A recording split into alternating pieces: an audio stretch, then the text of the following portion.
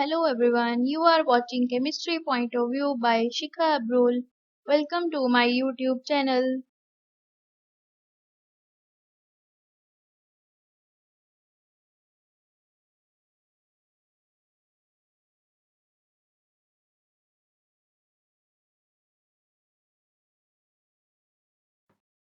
So, thought of the day is your value does not decrease based on someone's inability to see your worth. So, don't see yourself from others' perspective or point of view. Just keep going, try to do the good things. You will be definitely get a good life. So, by this, I suggest you to don't value the negative things of a people, always try to find the positive things or a positive thoughts from everywhere. So topic of the day is Thomson model and Rutherford model of an atom, chapter 2nd, structure of an atom, class 11th. So last lecture में हमने पढ़ा था कि radio activity से neutron की discovery कैसे होती है। तो अब तक हम डिस्कवरी ऑफ इलेक्ट्रॉन, प्रोटॉन और न्यूट्रॉन कर चुके हैं। अब हम बात करेंगे थॉमसन मॉडल की। तो सबसे पहला मॉडल थॉमसन मॉडल आया था जिसने स्ट्रक्चर ऑफ एटम बताने की कोशिश की थी, और ये मॉडल आप 9th क्लास में भी पढ़ चुके हो।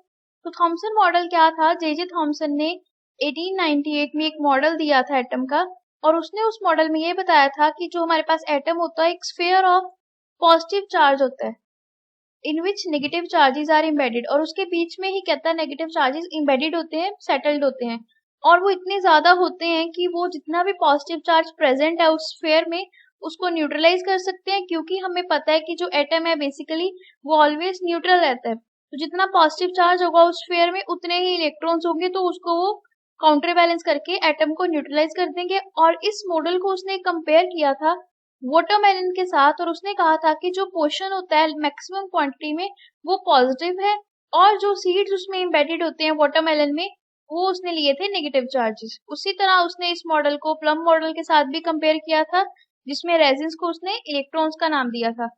तो ये है बेसिकली वाटरमेलन का स्ट्रक्चर। मैंने ट्राई किया कि आपको समझ में आ जाए। ये कुछ वाटरमेलन का स्ट्रक्चर है। वाटरमेलन बेसिकली तरबूज को बोलते हैं। इसमें जो रेड पोर्शन होता है, red portion maximum portion red ही होता है, उसमें 80% 70%।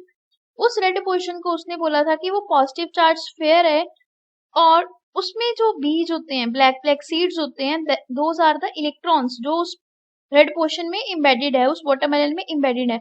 और उसने ये कहा कि वो उतने हैं कि वो उस पोर्शन के पॉजिटिव चार्ज को न्यूट्रलाइज कर सके, खत्म कर सके। तो इन शॉर्ट वाटरमेलन में ना ही नेगेटिव चार्ज रहता है और ना ही पॉजिटिव चार्ज रहता है, जिसको उसने नाम दिया था स्ट्रक्चर ऑफ एटम का। उसी तरह उसने इसको कवर किया था by comparing with plum pudding model. तो ये प्लम पुडिंग मॉडल है जिसमें खीर में हम ड्राई फ्रूट्स डालते हैं। तो ये अगर पोर्शन है, मैक्सिमम पोर्शन जो है वो पॉजिटिव होगा, और जो इसमें ये सीड्स जो हम ड्राई फ्रूट्स डालते हैं, these raisins are the negative, जिसको उसने नाम दिया था इलेक्ट्रॉन्स। तो इस तरह उसने एटम के स्ट्रक्चर को कंपेयर किया था वाटरमेलन के साथ और प्लम पुडिंग के साथ। तो आफ्टर ऑल दिस उसने क्या डिटेल निकाली? उसने यही बताया कि हमारे पास एक स्फीयर है पॉजिटिव चार्जेस का, और उसमें इलेक्ट्रॉन्स एम्बेडेड है। तो ये पॉजिटिव स्फीयर है सारा, और बीच में इलेक्ट्रॉन्स एम्बेडेड है, ये ग्रे कलर के जो आपको यहाँ पे दिख रहे हैं।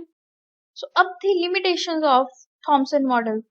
तो इस मॉडल में सबसे बड़ी लिमिटेशन ये थी कि इसने ये तो बता दिया हमें कि ये एटम न्यूट्रल हो चुका है, बट इसने हमें पोजीशन ऑफ प्रोटॉन के बारे में नहीं बताया, पोजीशन स्पेसिफिक एक फिक्स पोजीशन ऑफ इलेक्ट्रॉन के बारे में नहीं बताया, या फिर हम बोल सकते हैं कि लोकेशन ऑफ प्रोटॉन और इलेक्ट्रॉन के बारे में नहीं बताया। बस हमें इतना बता दिया कि एटम के अंदर ही इलेक्ट्रॉन है और एटम के अंदर ही प्रोटॉन है, बट कहाँ पे है ऐसा कुछ नहीं बताया।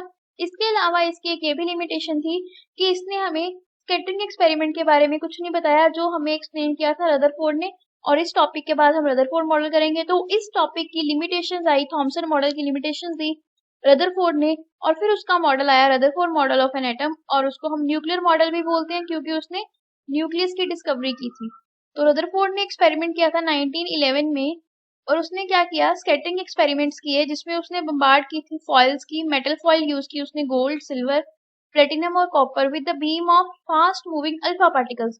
और अल्फा पार्टिकल्स क्या है हम कल वाले लेक्चर में पढ़ चुके हैं। अगर आप नए आए हैं, आपने अभी तक नहीं पढ़ा ये, तो ऊपर आई आइकन पे लिंक आ रहा होगा, आप उसको ओपन करके इजीली चेक कर सकते हैं। अदरवाइज और पुराने लेक्चर्स कवर करने के लिए आप इसी चैनल पे और वीडियोस देख सकते हैं। सो अब है रदरफोर्ड। तो रदरफोर्ड ने हमें इतना बता दिया कि उसने क्या किया, स्कैटरिंग एक्सपेरिमेंट परफॉर्म किया।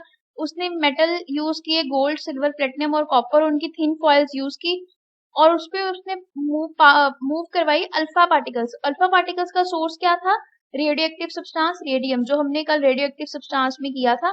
और उसने उसको प्लेस किया एक लेड ब्लॉक में, और ये भी मैंने कल बताया था क्यों करते हैं उसको प्लेस लेड ब्लॉक्स में। तो उसने कहा कि जब जो रेज ट्रेवल कर रही हैं लेड ब्लॉक से, रेडियम की रेज जो रेडियो एक्टिव सब्सटेंस से निकल रही है, रेडिएशंस, जो अल्फा पार्टिकल्स हैं, वो किस से मूव होती हैं, स्लिट से मूव होती हैं। तो जब इस स्लिट से वो रेज मूव करेंगी, तो उसने कहा इस स्लिट से रेज मूव करने पे हमारे पास क्या हो रहा है, ये रेडियम है, इस रेडियम में से रेज निकल रही है अल्फा रेज, और स्लिट की प्रेजेंस से वो स्ट्रेट जाएंगी और किससे पास होती हैं, वो थिन फॉइल से पास होती हैं।